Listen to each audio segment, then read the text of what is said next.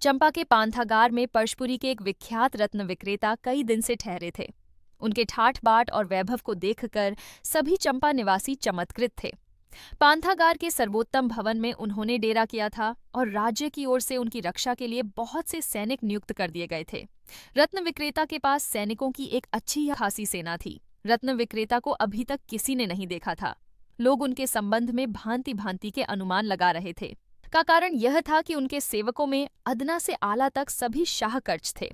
वे कार्यार्शापण का सौदा खरीदते और स्वर्ण दम्म देकर फिरती लेना भूल जाते। ऐसा प्रतीत होता था कि स्वर्ण को वे मिट्टी समझते हैं। परंतु सबसे अधिक चर्चा की वस्तु रव विक्रेता की पुत्री थी, जो प्रतिदिन प्रातः और संध्याकाल में अश्व पर सवार हो दासियों और शरीर रक्षकों के साथ नित्य नियमित रीति से वायु सेवन को जाती तथा मार्ग में स्वर्ण रत्र दरिद्र नागरिकों को हंसती हुई लुटाती थी। उसके अद्भुत अनोखे रूप, असाधारण अश्व संचालन और अविरल दान से इन 4-5 ही दिनों में परशपुरी के रत्न विक्रेता के वैभव और उसके व्यक्तित्व के संबंध में भांति भांति की झूठी सच्ची चर्चा नगर में फैल गई थी। अभी 2 दिन पूर्व उनसे मिलने नगर के महासेट्टी धनिक आए थे और रक्ष विक्रेता तथा उसकी पुत्री को उन्होंने कल निमंत्रण दिया था। आज स्वयं चंपा के अधीश्वर परम परमेश्वर महाभट्टारक श्री दधिवाहन देव पांथागार में पधार रहे थे। इसी से पांथागार के द्वार मंडप और लताओं से सजाए गए थे। भीतर बाहर बहुत सी दीपावलियां सजाई जा रही थीं। सैकड़ों मनुष्य काम में जुटे थे। राजमार्ग पर अश्वारोही सैनिक प्रबंध कर रहे थे। रात्रि का प्रथम प्रहर बीतने पर चंपाधिपति ने पांथागार में राजकुमारी चंद्रभद्रा के साथ प्रवेश किया। परशपुरी के उस रख विक्रेता ने द्वार पर आकर महाराज और राजकुमारी का स्वागत किया और सादर एक उच्चासन पर बैठाकर अपनी पुत्री से महाराज का अर्घ्यपाद्य से सत्कार कराया।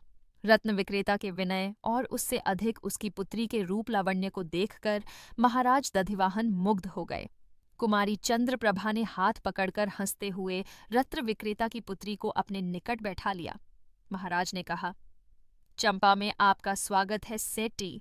हमें आपको देखकर प्रसन्नता हुई है। मैंने सुना है आप बहुत अमूल्य रत्न लाए हैं। राजकुमारी उन्हें देखना चाहती है। रत्न विक्रेता ने अत्यधिक झुककर महाराज का अभिवादन किया, फिर एक दास को रत्न मंजूषा लाने का संकेत किया। दास कौशेय मंडित पट्ट पर मंजूषा रख गया। उसमें से बड़े बड़े तेजस्वी मुक्ताओं की माला लेकर रत्न विक्रेता ने कहा, देव चंपाधिपति प्रसन्न हो। यह मुक्ता माल मोल लेकर बेचने योग्य नहीं है। पृथ्वी पर इसका मूल्य कोई चुका नहीं सकता। यदि देव की अनुमति हो तो मैं यह मुक्ता माल राजकुमारी को अर्पण करने की प्रतिष्ठा प्राप्त करूं। उन बड़े बड़े उज्ज्वल असाधारण मोतियों को महाराज दधिवाहन आंख फाड़ फाड़ कर देखते रह गए। रत्न विक्रेता ने आगे बढ़कर वह अमूल्य मुक्ता माल राजकुमारी के कंठ में डाल दी। राजकुमारी ने आनंद से विह्वल होकर दोनों हाथों में वह माला थाम ली। इसके बाद रत्न विक्रेता ने कहा, अब यदि अनुमति पाऊं तो बिक्री योग्य कुछ रत्न सेवा में लाऊं। कदाचित कोई राजकुमारी को पसंद आ जाए।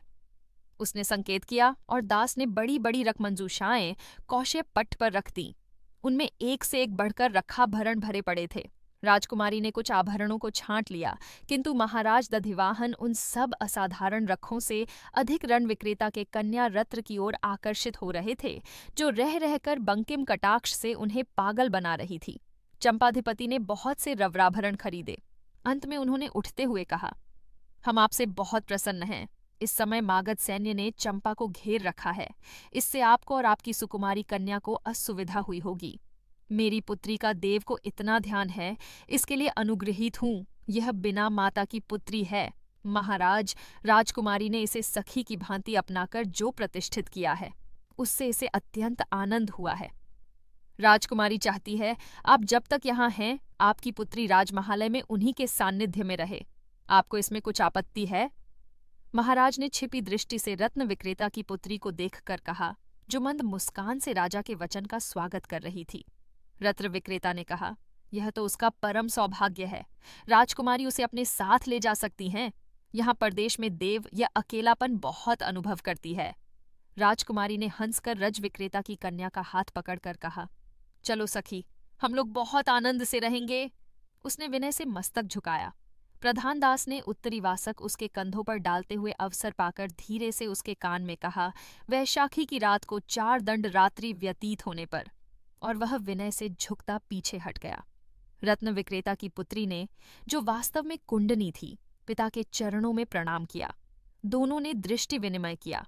महाराज राजकुमारी और रत्न विक्रेता की कन्या को लेकर चले गए। उनके जाने पर रत्न विक्रेता ने द्वार बंद करने का आदेश दिया। फिर एकांत पाकर अपने नकली केश और परिच्छद उतार फेंका। प्रहरी की अनुमति लिए बिना वहीं तोरण पर बैठ गया। प्रहरी ने क्रुद्ध होकर कहा, चले जाओ तरुण, यहाँ बैठने की आज्ञा नहीं है। देवी से संध्या काल में मिलना होता है, इस समय नहीं। कुछ हर्ज नहीं, मैं संध्या काल तक प्रतीक्षा करूंगा। नहीं नहीं भाई, चले जाओ तुम, यहाँ विक्षिप्तों के प्रवेश का निषेध है। मुझे अनुमति मिल जाएगी मित्र, मैं वैसा विक्षिप्त नहीं हूं। प्रहरी क्रुद्ध होकर बलपूर्वक उसे हटाने लगा तो तरुण ने खड़ंग खींच लिया। अब आपकी बिकेका था। प्रहरी ने सहायता के लिए सैनिकों को पुकारा। इतने ही में ऊपर से किसी ने कहा, इन्हें आने दो प्रहरी। प्रहरी और आगंतुक दोनों ने देखा, स्वयं देवी अम्बपाली अलिंद पर खड़ी आदेश दे रही हैं। प्रहरी ने देवी का अभिवादन किया और पीछे हट गया। तरुण तीनों प्रांगण रखती ही रहीं। देवी अम्बपाली, मेरी बात छोड़ो, परंतु तुम क्या रात भर भटकते रहे हो? कहीं चैन नहीं मिला? यह हृदय जल रहा है, यह ज्वाला सही नहीं जाती अब। एक तुम्हारा ही हृदय जल रहा है हर्षदेव, परंतु यदि यह सत्य है तो इसी ज्वाला से वैशाली के जनपद को फूंक दो, यह भस्म हो जाए। तुम बेचारे यदि अकेले जलकर नष्ट हो जाओगे तो उससे क्या लाभ होगा? तू अम्बपाली, तुम क्या एक बारगी ही ऐसी निष्ठुर हो जाओगी? क्या इस आवास में तुम मुझे आने की अनुमति नहीं दोगी? मैं तुम्हारे बिना रहूंगा कैसे, जीऊंगा कैसे आवाज में? यदि तुम में इतना साहस हो तो आओ और देखो कि तुम्हारी वाग्दत्ता पत्नी से वैशाली के तरुण सेठ्य पुत्र और सामंत पुत्र किस प्रकार प्रेम प्रदर्शन करते हैं और वह किस कौशल से हृदय के एक एक खंड का क्रय विक्रय करती है। देखोगे तुम, देख सकोगे। तुम्हें मनाही किस बात की है? यह तो सार्वजनिक आवास है, यहाँ सभी आएंगे, तुम भी आना। परंतु इस प्रकार दीनहीन पागल की भांति नहीं। दीनहीन पुरुष का इस आवास में प्रवेश निषिद्ध है। तुम्हें यह न भूल जाना चाहिए कि यह वैशाली की नगरवधू देवी अम्बपाली का आवास है। जैसे और सब आते हैं उसी भांति आओ तुम। रे मोती स्वर्ण बखेरते हुए, होठों पर हास्य और पलकों पर विलास का नृत्य करते हुए सबको देवी अम्बपाली से प्रेमाभिनय करते देखो। तुम भी वैसा ही प्रेमाभिनय करो, हंसो, बोलो, शुल्क दो और फिर छूछे हाथ शून्य हृदय अपने घर चले जाओ। फिर आओ और फिर जाओ, जब तक पद मर्यादा शेष रहे, जब तक हाथ में स्वर्ण रत्न भरपूर हों, आते रहो, लुटाते जाओ, लुटते जाओ। यह नगरवधू का घर है, यह नगरवधू का जीवन है, यह मत भूलो। अम्बपाली कहती ही चली गई। उसका चेहरा हिम के समान श्वेत हो रहा था। हर्षदेव पागल की भांति मुंह फाड़कर देखते रह गए। उनसे कुछ भी कहते न बन पड़ा। कुछ क्षण स्तब्ध रहकर अम्बपाली ने कहा, क्यों, कर सकोगे ऐसा? नहीं नहीं, मैं नहीं कर सकूंगा। तब जाओ तुम, इधर भूल कर भी पैर न देना। इस नगरवधू के आवास में कभी आने का साहस न करना। तुम्हारी वाग्दत्ता स्त्री अम्बपाली मर गई। यह देवी अम्बपाली का सार्वजनिक आवास है और वह वैशाली की नगरवधू है। यदि तुम में कुछ मनुष्यत्व है तो तुम जिस ज्वाला से जल रहे हो उसी से वैशाली के जनपद को जला दो, भस्म कर दो। हर्षदेव पागल की भांति चीत्कार कर उठा। उसने कहा, ऐसा ही होगा देवी अम्बपाली, मैं इसे भस्म करूंगा। वैशाली के इस जनपद की राख तुम देखोगी। सप्तभूमि प्रासाद की इन वैभवपूर्ण अट्टालिकाओं में अष्टकुल के वज्जी संघ की चिता धधकेगी और वह गणतंत्र का धिक्कृत कानून उसमें इस आवास के वैभव के साथ ही भस्म होगा। तब जाओ, तुम अभी चले जाओ। मैं तुम्हारी जलाई हुई उस ज्वाला को उत्सुक नेत्रों से देखने की प्रतीक्षा करूंगी। हर्षदेव फिर ठहरे नहीं। उसी भांति उन्मत्त से वे आवास से चले गए। अम्बपाली पत्थर की प्रतिमा की भांति क्षण क्षण में उदय होते हुए अपने नगर वधू जीवन के प्रथम प्रभात को देखती खड़ी रही।